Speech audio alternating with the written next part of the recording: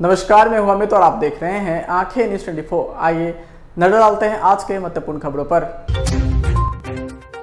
मुख्यमंत्री नीतीश कुमार ने जेपी गंगा पथ के बचे हुए निर्माण कार्य का लिया जायजा, अधिकारियों को दिए सख्त दिशा निर्देश।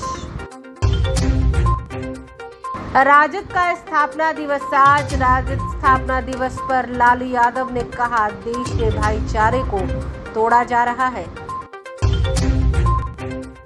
यूनिफॉर्म सिविल कोड पर बोले प्रशांत किशोर, कहा देश में लागू करना इतना आसान नहीं। जीतनराम मांझी ने नीतीश कुमार पर लगाया सुविधा की राजनीति करने का आरोप और डोमिसाइल नीति लागू करने की मांग को लेकर जाप का 1 दिवसीय महाधरना। अब खबरें विस्तार से। इस खबर के प्रायोजक हैं Lohianagar mount Carmel high school, Gyansthali high school और LMC कम्युनिकेशन। नमस्कार, मैं हूं अमित और आप देख रहे हैं आंखें न्यूज 24। मुख्यमंत्री नीतीश कुमार बुधवार को जेपी गंगा पथ परियोजना से बचे हुए कार्य की प्रगति का जायजा लिया। वहीं सीएम नीतीश कुमार ने अधिकारियों को तेजी से कार्य को पूरा करने को लेकर भी दिशा निर्देश दिए। सीएम नीतीश कुमार ने गंगा पथ के लिंक पथ के बचे हुए निर्माण कार्य का भी जायजा लिया। वहीं पथ निर्माण विभाग के अपर मुख्य सचिव प्रत्यय अमृत ने मुख्यमंत्री को बचे हुए निर्माण कार्य की प्रगति के संबंध में विस्तृत जानकारी दी। उन्होंने बताया कि इसका निर्माण कार्य काफी तेजी से किया जा रहा है। पार्टी के स्थापना दिवस पर आरजेडी सुप्रीमो लालू प्रसाद यादव बुधवार 5 जुलाई को पीएम नरेंद्र मोदी और बीजेपी पर हमलावर दिखे। स्थापना दिवस पर राजद प्रदेश कार्यालय में सभा को संबोधित करते हुए लालू यादव ने कहा कि आज आरजेडी के 27 साल हो गए हैं। आगे उन्होंने कहा कि बाबा साहेब ने जो संविधान दिया था उसको बीजेपी खत्म कर रही है। देश में भाईचारे को तोड़ा जा रहा है, नफरत फैलाई जा रही है, प्रधानमंत्री देश को तोड़ रहे हैं। वहीं आगे लालू यादव ने कहा कि हर क्षेत्र में और हर चुनाव में आरजेडी ने कीर्तिमान स्थापित किया है। रघुवंश प्रसाद को याद करते हुए उन्होंने कहा कि रघुवंश प्रसाद की कमी महसूस हो रही है। उन्होंने कहा कि पार्टी अपने स्थापना काल से लेकर अब तक मजबूती से देश की एकता, धर्मनिरपेक्षता के लिए खड़ी है। पार्टी के स्थापना दिवस पर लालू यही नहीं रुके। उन्होंने बीजेपी को निशाने पर लेते हुए आगे कहा कि मोदी सरकार में महंगाई है, गरीब तबाह हो गया है। लालू यादव ने बिहार और देशवासियों से अपील करते हुए कहा कि झुकना नहीं है। वहीं इस कार्यक्रम के दौरान पार्टी के तमाम वरिष्ठ नेता मौजूद रहे। जिले से भी कार्यकर्ता पहुंचे हुए थे। 60 रुपया किलो भिंडी बिक रहा, भिंडी और सब्जी का तो हाल आप सब जानते हैं, क्योंकि बाजार में आप लोग जाते हैं। महंगाई को क्या करें, नहीं खा पाता, डॉक्टर बोलता वही रहे जो तुम लोग पहले किए आप कर रहे हैं। हम हिला दिए इतना करते ना हमारे जितने भी नौजवान साथी हैं, महिलाएं हैं, लगातार इस काम में लगे रहना है। पार्टी को मजबूत करना है, देश को मजबूत करना है। अभी चुनाव आ रहा है, सामने चुनाव आ रहा है। इस चुनाव में आपको मालूम होगा कि नीतीश जी की आवाज पर, उनके पाल पर देश भर के 17 पार्टी के नेता जो आए थे, 17 पार्टी की पहली था। फिर अभी बंगलोर में हम लोग जुट रहे हैं। बुखार के फेंक देंगे नरेंद्र मोदी, समझ लो। ज्यादा न्याय और जुल्म नहीं चलता है। जुल्म करने वाला थाना नहीं है। जिसका चाहता केस करो, केस करो, मुकदमा करो, मुकदमा करो, मुकदमा करो। अच्छा, यह तो नारावतार का याद करता ना रहा। अभी तो हमने क्या मानी जाता, फूल वाला ले चढ़ेगा, अतहार का वक्त थोड़ी केस मुकदमा। यहाँ कभी ऐसे गरीब लोगों को लोग सताता था, ज्यादा बोलवा तो पुलिस केस करते, हाई कोर्ट ने पहुंचा, सुप्रीम कोर्ट ने पहुंचा। यही सप्ताह में जो सीखा हम लोग भी बढ़िया से सीखे हुए हैं और आपको जनता वाले हम लोग नहीं 14 के लिए चुनाव हो रहा है।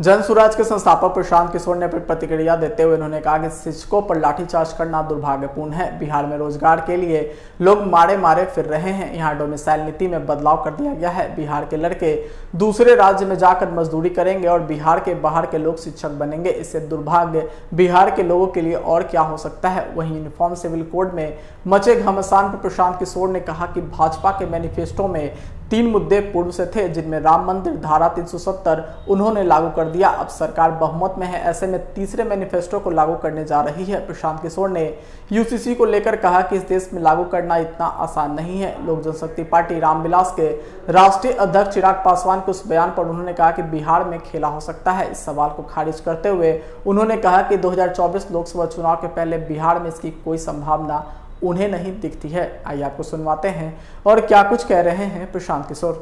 ये शिक्षकों की बात नहीं है। मैं पिछले 10 महीने से 1 साल से बिहार के लोगों को यही समझाने का प्रयास कर रहा हूं कि अगर आप गलत पर व्यक्ति पर भरोसा करेंगे, गलत आश्वासनों पर वोट देंगे, तो आज नहीं तो कल आपके और आपके बच्चों के लिए समस्या होगी ही होगी। शिक्षकों ने 2015 में विधानसभा चुनाव में उस समय के प्रतिपक्ष के नेता सुशील कुमार मोदी और भाजपा के कहने पर भाजपा का समर्थन किया। 2 वर्ष के बाद जब वही सुशील मोदी सरकार में आ गए, उप मुख्यमंत्री हो गए, तो उन्होंने शिक्षकों का कोई काम नहीं किया। फिर शिक्षक तेजस्वी यादव के साथ आरजेडी की बात हो गई, क्योंकि वो लोग विपक्ष में थे 2020 के चुनाव में। तेजस्वी जी ने कहा कि हम आएंगे तो सब कुछ ठीक कर देंगे, तो शिक्षकों ने आंख बंद करके फिर उन पर भरोसा कर लिया। अब जब आज तेजस्वी यादव उप मुख्यमंत्री हैं, उन्हीं के दल के लोग शिक्षा मंत्री हैं, तो शिक्षकों को लग रहा है कि उनके साथ फिर विश्वासघात हो गया। भाई, इस तरह से जो भी यहाँ पर बिहार में विपक्ष में है, बिना सोचे समझे आप किसी का हाथ दामन पकड़ लीजिएगा तो आपके साथ तो यही होगा। और शिक्षकों के साथ मारपीट होना, अभ्यर्थियों के साथ मारपीट होना गलत है, बिल्कुल गलत है। भाई, बिहार में रोजगार के लिए लोग मारे मारे फिर रहे हैं। यहाँ आपने डोमिसाइल की नीति बदल दी, तो यहाँ बिहार के लड़के बाहर जाकर दूसरे जगह मजदूरी करेंगे और दूसरे राज्य के लोग आकर बिहार में शिक्षक बनेंगे।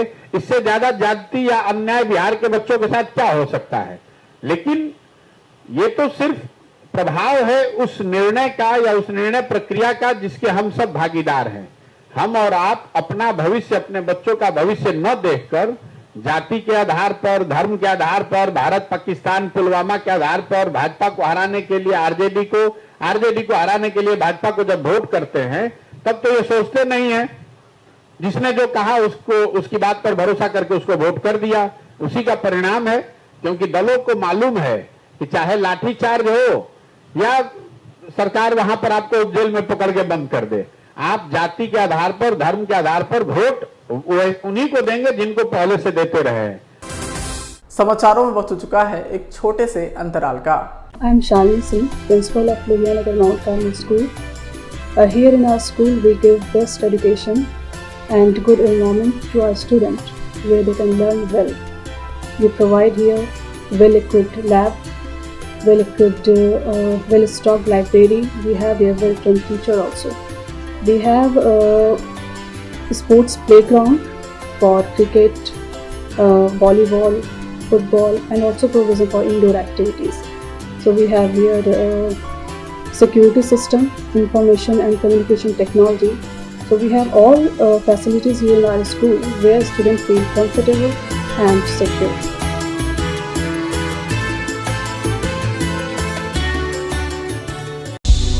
क्या आप पत्रकारिता के क्षेत्र में अपना कैरियर बनाना चाहते हैं? तो आज ही royal Ashoka institute of mass communication and journalism में अपनी जगह सुनिश्चित करें। आर्यभट्ट ज्ञान विश्वविद्यालय पटना से मान्यता प्राप्त 100% प्लेसमेंट के साथ royal Ashoka institute of mass communication and journalism नामांकन जारी है। हमारा पता है DS/16 गायत्री मंदिर के समीप, कंकड़बाग, पटना 8,20,000। आप हमें संपर्क भी कर सकते हैं। हमारा मोबाइल नंबर है 9955456126। ब्रेक के बाद आपका फिर से स्वागत है। हिंदुस्तानी अवाम मोर्चा के संस्थापक संरक्षक जीतनराम मांझी ने बयान देते हुए कहा कि नीतीश कुमार सुविधा की राजनीति कर रहे हैं। 2005 में हमसे उन्होंने कहा था कि डिग्री घोटाले के केस में उस समय चार्जशीट दायर होने के बाद मुझे मंत्रिमंडल से त्याग पत्र देना पड़ा था, जबकि आज तेजस्वी यादव पर चार्जशीट दायर होने के बावजूद नीतीश कुमार उनसे इस्तीफा नहीं ले रहे। ये उनकी मंशा को साफ साफ दर्शाता है। आइए आपको सुनवाते हैं और क्या कुछ आरोप लगा रहे हैं जीतनराम मांझी। देखिए, नीतीश कुमार जी सुविधा की राजनीति करते हैं। पहले हम ये बात को नहीं बोलते थे, लेकिन अब तो बहुत स्पष्ट हो गया है, सब कोई जानता है। इसलिए हम कहना चाहते हैं कि दो बातें सामने हैं। एक तो हमारी बात है कि जब 2005 में हमसे उन्होंने 4 घंटा के अंदर ही कहा था कि मीडिया के लोग कहता है कि दागी मंत्री आ गए, डिग्री घोटाला का केस हमारे ऊपर हुआ था, तो हम तो ये मीन करके ओथ लिया था कि 4 सीटें हैं, लालू प्रसाद जी वो अभी भारत सरकार के मंत्री हैं, तो केस होने मात्र से हम दागी हो जाएंगे, सो बात तो नहीं है। लेकिन उस समय माननीय नीतीश कुमार जी बहुत अपने को शो किए कि हम बहुत निष्कलंक सरकार चलाना चाहते हैं, कोई बदनामी नहीं लेना चाहते हैं। तो हमने उनसे कहा, उन्हीं से कागज़ मांगा कि कागज़ आप दीजिए, हम इस्तीफा देते हैं। कागज़ दिया और इस्तीफा दे दिया 4 घंटे के अंदर। दूसरे मामला आया कि जब एनडीए के समर्थन से सरकार में बने हुए थे माननीय नीतीश कुमार जी, और तेजस्वी प्रसाद जी भी साथ थे, डिप्टी चीफ मिनिस्टर थे, लेकिन जब तेजस्वी पर सरकार पर उनको आया चार्जशीट का मामला आया, तो उन्होंने कहा कि कुछ नहीं, नीतीश कुमार कहे कि कुछ नहीं, तेजस्वी खाली स्पष्टीकरण दे दे कि क्या बात है, तो फिर कोई बात नहीं है। तो स्पष्टीकरण नहीं दिए तेजस्वी प्रसाद जी, तो उन्होंने पाला बदल दिया, हट गए और दूसरे लोगों के समर्थन से सरकार बनाए। आज बात उनके साथ तेजस्वी प्रसाद हैं और डिप्टी चीफ मिनिस्टर हैं। आज जब कोर्ट ने चार्जशीट कर दिया, तब वैसी परिस्थिति में नीतीश कुमार को अपने अंतरात्मा से सोचना चाहिए कि उनको क्या करना चाहिए। उसमें दूसरा लोग क्या कहेगा, हम क्या कहेंगे। हम यही कहते हैं कि दो तरह की राजनीति नहीं होनी चाहिए। अगर पाक साफ है नीतीश कुमार जी, तो उनको जैसे जीतन मांझी के साथ उन्होंने कार्रवाई की थी, आज तेजस्वी प्रसाद के साथ भी कार्रवाई करनी चाहिए। लंदन में तो हम लोग आ गए जिस दिन माननीय मुख्यमंत्री जी ने कहा कि पार्टी को मर्ज कर दीजिए जनता दल यूनाइटेड में, और हमने अपने कोर कमेटी के मेंबरों से राय लिया, अपने कार्यकारिणी के मेंबरों से राय लिया, माननीय कार्यकर्ताओं से राय लिया। किसी की राय नहीं थी कि हमारी झोपड़ी है, झोपड़ी बरकरार रहना चाहिए, हमारी झोपड़ी में ही हम अपना चाहे जैसे हो रहेंगे, लेकिन किसी के साथ मिलेंगे नहीं। तब उन्होंने कहा था कि बाहर जाइए, तो हम बाहर चले आए, और बाहर चले आने के बाद निश्चित रूप में हम लोगों ने फिर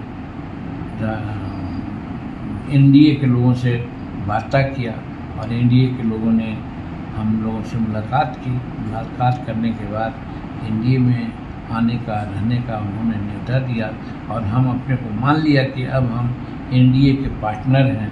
और एनडीए के पार्टनर के नाते माननीय अमित शाह जी और भारत सरकार के प्रति हम आभार व्यक्त करते हैं कि हमारा बच्चा संतोष कुमार को एक तरह से सड़क पर ला दिया था, और जिस प्रकार से राष्ट्रीय अध्यक्ष है हिंदुस्तानी अवाम मोर्चा सेकुलर का, उसको नक्सलाइट बेल्ट में जाना पड़ता है, वो गरीब चेतना रैली करता है, तो गांव-गांव घूमता है, और अकेले घूमता तो उसके जान पर संकट था।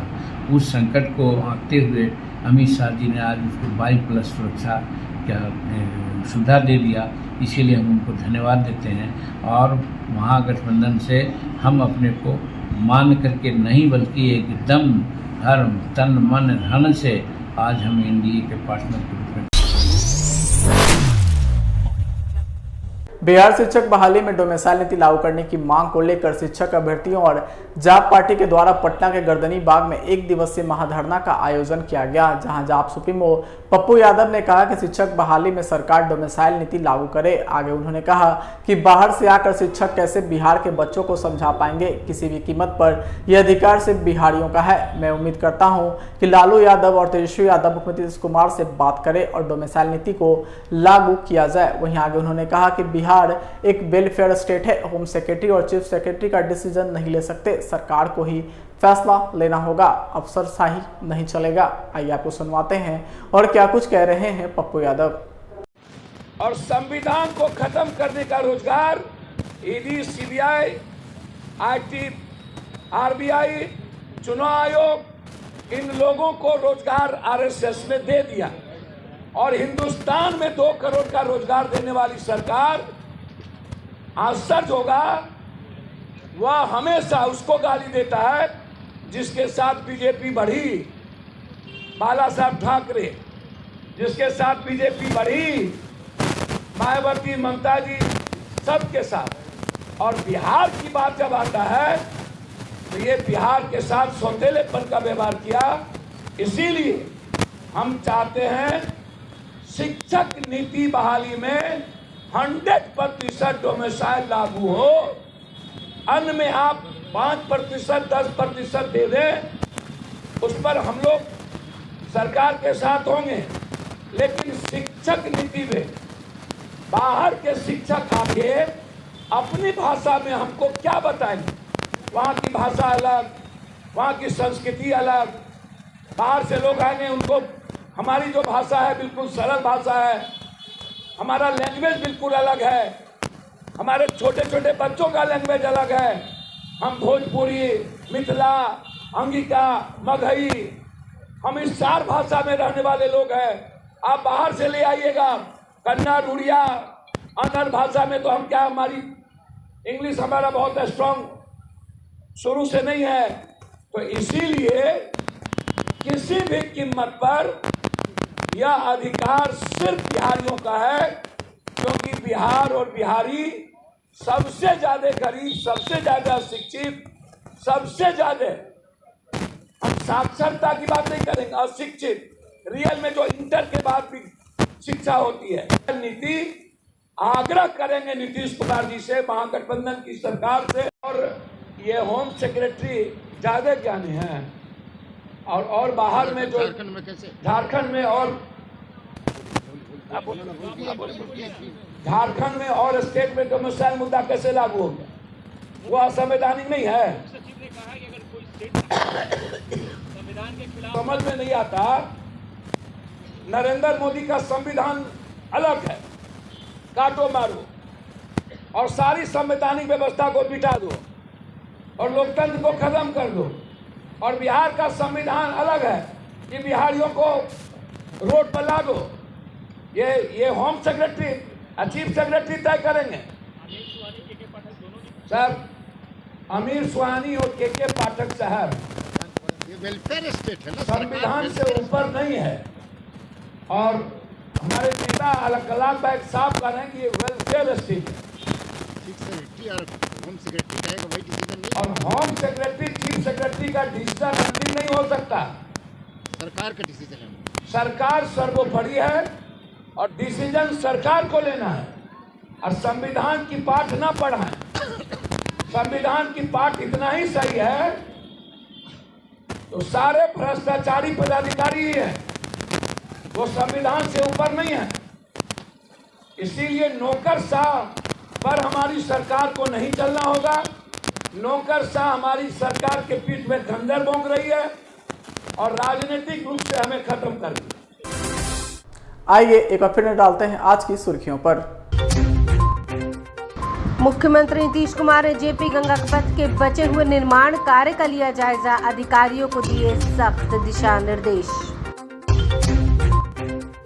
राजद का स्थापना दिवस आज, राजद स्थापना दिवस पर लालू यादव ने कहा देश में भाईचारे को तोड़ा जा रहा है। यूनिफॉर्म सिविल कोड पर बोले प्रशांत किशोर, कहा देश में लागू करना इतना आसान नहीं।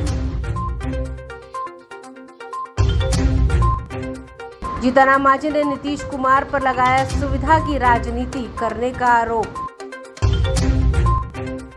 और 2 साल नीति लागू करने की मांग को लेकर जाप का 1 दिवसीय महाधरना। आज के लिए बस इतना ही। ताज़ा इन खबरों के लिए देखते रहें आंखें न्यूज़ 24। अगर आपने अभी तक हमारे चैनल को लाइक, सब्सक्राइब, शेयर नहीं किया है तो जल्द से जल्द हमारे चैनल को लाइक करें, सब्सक्राइब करें और बेल आइकन को दबाना ना भूलें। नमस्कार। इस खबर के प्रायोजक हैं Lohia Nagar mount Carmel high school, ज्ञान स्थली हाई स्कूल और LMC कम्युनिकेशन।